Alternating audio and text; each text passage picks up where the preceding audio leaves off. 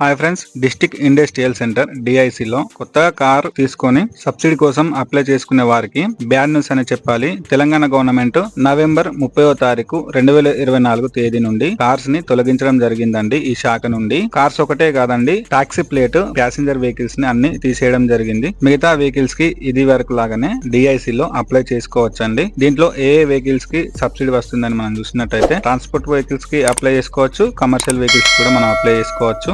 Lorry తీసుకుందాం అనుకుంటున్నారు అనుకోండి, లారీ కూడా తీసుకోవచ్చు, DCM వ్యాన్ కూడా తీసుకోవచ్చు, హార్వెస్టర్ మిషన్ కూడా తీసుకోవచ్చు, ట్రాక్టర్ ట్రాలీ కూడా తీసుకోవచ్చు, బోలోరో తీసుకోవచ్చు, అశోక్ ల్యాండ్ కూడా తీసుకోవచ్చు అండి, టాటా ఏసీ ఆటో, ఇవన్నీ అంటే గూడ్స్ వెహికల్స్ సంబంధించినవన్నీ మనం దీంట్లో తీసుకోవచ్చు అండి. JCB తీసుకోవచ్చు, ఇవి కూడా మనం దీంట్లో అప్లై చేసుకోవచ్చు అండి. ప్రస్తుతానికైతే ఇవి ఉన్నాయని చెప్పడం జరిగింది. ఒక వ్యక్తి ఒకే వెహికల్ కాకుండా 2-3 వెహికల్స్ కూడా తీసుకోవచ్చు, తీసుకుని దీంట్లో మనం అప్లై చేసుకోవచ్చు అండి. ఒక వ్యక్తి 75 lakhs వరకు సబ్సిడీని పొందడానికి అవకాశం ఉంది. ఇది ఓన్లీ SC/ST హ్యాండిక్యాప్డ్ వాళ్ళకి మాత్రమే వర్తిస్తుందండి. దీంట్లో సబ్సిడీని చూసినట్టయితే ఉమెన్స్ పైన తీసుకున్నట్టయితే 45% సబ్సిడీ వస్తుంది, మెన్స్ పైన తీసుకున్నట్టయితే 35% సబ్సిడీ వస్తుంది. దీనికి ఎలా అప్లై చేయాలి అని చూసినట్టయితే T-Pride వెబ్సైట్ లో అప్లై చేయాలండి. అప్లై కావాల్సిన డాక్యుమెంట్స్ మనం చూసినట్టయితే RC అండి, NOC, ఇన్సూరెన్స్ అండి, టాక్సీ రిసిప్ట్, శాంక్షన్ లెటర్ అండి, ఆ బ్యాంక్ వాళ్ళు ఇస్తారండి ఈ sanction letter, loan account statement అండి, Aadhaar card, PAN card, caste certificate,